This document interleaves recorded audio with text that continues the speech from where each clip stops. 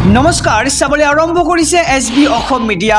আজি হৈছে 1 আগষ্ট। অসমৰ লগতে ভাৰতৰ বিভিন্ন প্ৰান্তৰ পৰা আজি সন্ধিয়াৰ কেইবাটাও খবৰ আহি পৰিছে।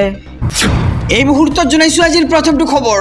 আজি হৈছে 1 আগষ্ট আৰু আজিৰে পৰা অসমৰ খিলঞ্জীয়াক দিয়া হ'ব অস্ত্ৰৰ লাইচেন্স। ইতিমধ্যে ৰাজ্য চৰকাৰে মুকলি কৰিছে পৰ্টেল। এই মুহূৰ্তৰ খবৰ এছবি অসম মিডিয়াৰ সমূহ দৰ্শকৰ বাবে আবেদন কৰিলে লাভ কৰিব এই অনুজ্ঞাপত্ৰ।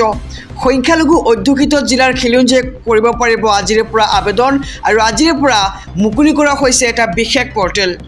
গৰুঘাটীৰ কৃষকসকলেও কৰিব পাৰিব এই আবেদন। ধুবুৰী, গোৱালপাৰা, বৰপেটা, ৰূপহী, নগাঁও, ধিং, লগতে লাহৰীঘাট, লখিমপুৰ, মৰিগাঁওকে ধৰি দৰঙৰ লগতে সংখ্যালঘু জিলাৰ খিলঞ্জীয়াই অস্ত্ৰৰ বাবে কৰিব পাৰিব আবেদন।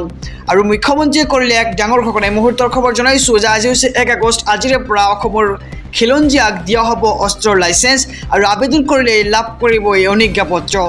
এই মুহূৰ্তত জনাইছোঁ আজিৰ দ্বিতীয় নম্বৰ খবৰটো। ৰাজ্যৰ লাখ লাখ অৰুণোদয় হিতাধিকাৰীৰ বাবে দুখবৰ। আগষ্ট মাহত লাভ নকৰে অৰুণোদয়ৰ ধন আৰু এই ধনক লৈ ৰাজ্যৰ মুখ্যমন্ত্ৰী ডক্টৰ হিমন্ত বিশ্ব শৰ্মাই কৰিছে ডাঙৰ ঘোষণা। এই মুহূৰ্তৰ খবৰ জনাইছোঁ সমূহ দৰ্শকক। ৰাজ্যৰ লাখ লাখ অৰুণোদয় হিতাধিকাৰীৰ বাবে দুখবৰ। আগষ্ট মাহত লাভ নকৰে অৰুণোদয় আঁচনিৰ ধন আৰু আগষ্ট মাহৰ পৰিৱৰ্তে অৰুণোদয় আঁচনিৰ ধন লাভ কৰিব ছেপ্টেম্বৰ মাহত আৰু 17 ছেপ্টেম্বৰত আনুষ্ঠানিকভাৱে মুকলি কৰা হ'ব অৰুণোদয় 3.0 আঁচনি। মুহূৰ্তৰ খবৰ জনাইছোঁ সমূহ দৰ্শকক যে এইবাৰ 17 ছেপ্টেম্বৰত আনুষ্ঠানিকভাৱে মুকলি কৰা হ'ব অৰুণোদয় আঁচনি 3.0 আৰু এই আঁচনিৰ বাবে 40 লাখ হিতাধিকাৰীক সাঙুৰি ল'ব আৰু 40 লাখ পৰিয়ালে লাভ কৰিব এই আঁচনিৰ সুবিধা। আৰু অৰুণোদয়ৰ বাবে শীঘ্ৰেই মুকলি কৰা হ'ব পৰ্টেলো আৰু মহিলাসকলে সকলো অভাৱ অভিযোগ দিব পাৰিব এই পৰ্টেলৰ জৰিয়তে। এই মুহূৰ্তত জনাইছোঁ আজিৰ তৃতীয় নম্বৰ খবৰটো। শীঘ্ৰেই মহানগৰীত হ'ব সৰ্ববৃহৎ উচ্ছেদ অভিযান আৰু সন্দেহজনক নাগৰিকৰ বিৰুদ্ধে চৰকাৰে চলাব বৃহৎ অভিযান। সন্দেহজনক নাগৰিকৰ বিৰুদ্ধে চৰকাৰে চলাব এক বৃহৎ অভিযান আৰু দয়া নাই ক্ষমা নাই নীতিত চলিব চৰকাৰৰ এই উচ্ছেদ অভিযান। বিভিন্ন স্থানৰ পৰা অহা মানুহসকলে ইতিমধ্যে কৰা হৈছে জৰীপ আৰু মহানগৰীত এনেকুৱা মানুহ কিমান সোমাইছে তাৰ পৰ্যবেক্ষণ কৰা হ'ব আৰু 10 লাখৰ পৰিৱৰ্তে গুৱাহাটীত মানুহ আছে 20 লাখ আৰু গুৱাহাটীয়ে এতিয়া বজা ল'ব নোৱাৰা হৈছে। আৰু কেবিনেট বৈঠকৰ অন্তত মুখ্যমন্ত্ৰীয়ে কৰিলে এক প্ৰকাৰ বৃহৎ ঘোষণা। জনাইছোঁ খবৰ যে শীঘ্ৰেই মহানগৰীত হ'ব এক উচ্ছেদ আৰু শীঘ্ৰেই খালী কৰা হ'ব গুৱাহাটী মহানগৰী। সন্দেহজনক নাগৰিকৰ বিৰুদ্ধে চৰকাৰে চলাব বৃহৎ উচ্ছেদ অভিযান আৰু খিলঞ্জীয়া নহয় সন্দেহজনক লোকৰ বিৰুদ্ধে হ'ব উচ্ছেদ আৰু বিভিন্ন স্থানৰ পৰা অহা মানুহসকলে কৰা হ'ব জৰীপ। আহিছোঁ পৰৱৰ্তী খবৰৰ মাজলৈ। অৰুণোদয় পৰিয়াল লৈ ভাল খবৰ মুখ্যমন্ত্ৰী ডক্টৰ হিমন্ত বিশ্ব শৰ্মাৰ। LPGত 250 টকা লাভ কৰিব ৰাজ সাহায্য আৰু অৰুণোদয়ৰ পৰিয়াল লৈ LPGৰ ৰাজ সাহায্য। LPG কিনিলেই 250 টকা ৰাজ সাহায্য দিব চৰকাৰে। 40 লাখ পৰিয়ালক সামৰি লোৱা এয়াই হৈছে এই আঁচনিত আৰু গেছৰ বাবে প্ৰপত্ৰ ঘৰে ঘৰে দিবলৈ যাব পঞ্চায়তৰ লোকে আৰু চিলিণ্ডাৰ ক্ৰয় কৰাৰ পিছতহে লাভ কৰিব 250 টকা। খবৰটো ভালদৰে বুজি ল'ব।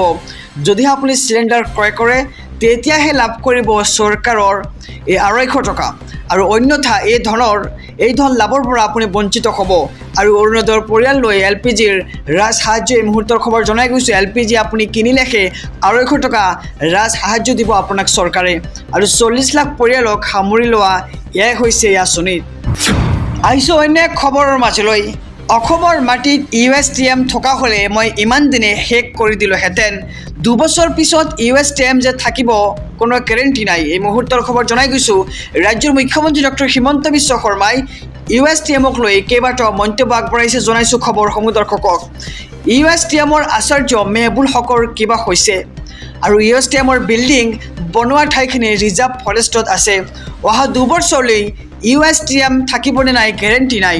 মেঘালয়ৰ বন বিভাগৰ ভূমিত আছে USTM আৰু ৰিজাৰ্ভ ফৰেষ্টত নিৰ্মাণ কৰিছে USTM। অসমৰ মাটিত USTM থকা হ'লে ইমান দিনে মই ভাঙি পেলালোহেঁতেন আৰু মই ভগৱানক সদায় খাটি থাকোঁ USTM ভাঙিব লাগে আৰু সৰ্বোচ্চ ন্যায়ালয়ে দিয়া জাননীত আছে এই তথ্য। আৰু USTMক লৈ ডাঙৰ মন্তব্য মুখ্যমন্ত্ৰী ডক্টৰ হিমন্ত বিশ্ব শৰ্মাৰ কৈছে যে USTMৰ আচাৰ্য মেহবুল হকৰ কিবা হৈছে আৰু USTMৰ বিল্ডিং বনোৱা ঠাইখিনি ৰিজাৰ্ভ ফৰেষ্টত আছে আৰু নহ'লে মই ভাঙি দিলোঁ হয় USTMৰ বিল্ডিং। আহিছোঁ পৰৱৰ্তী খবৰৰ মাজলৈ।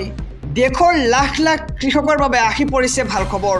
যিকোনো মুহূৰ্ততে সোমাব PM কিষাণৰ 20 নম্বৰ কিস্তিৰ ধন। আৰু 2 আগষ্টত অৰ্থাৎ কাইলৈ PM কিষাণৰ প্ৰত্যেকজন হিতাধিকাৰীয়ে পাব 20 নম্বৰ কিস্তিৰ ধন আৰু এক্টিভ কৰি ৰাখক আপোনাৰ একাউণ্ট। চৰকাৰে ধন বিতৰণৰ বাবে সাজু কৰিছে সম্পূৰ্ণ তালিকা আৰু শীঘ্ৰেই কৰি লওক এইকেইটা কাম, অন্যথা বঞ্চিত হ'ব ধন লাভৰ পৰা। PM কিষাণৰ ৱেবছাইটত কৃষকে কৰক eKYC। তালিকাত নাম আছেনে নাই চাবলৈ মুকলি কৰা হৈছে ৱেবছাইট আৰু অফিচিয়েল ৱেবছাইটৰ ফাৰ্মাৰ্ছ কৰ্ণাৰত আপুনি প্ৰৱেশ কৰক। বেনিফিচিয়াৰী লিষ্টত গৈ চাব পাৰিব নিজৰ নাম।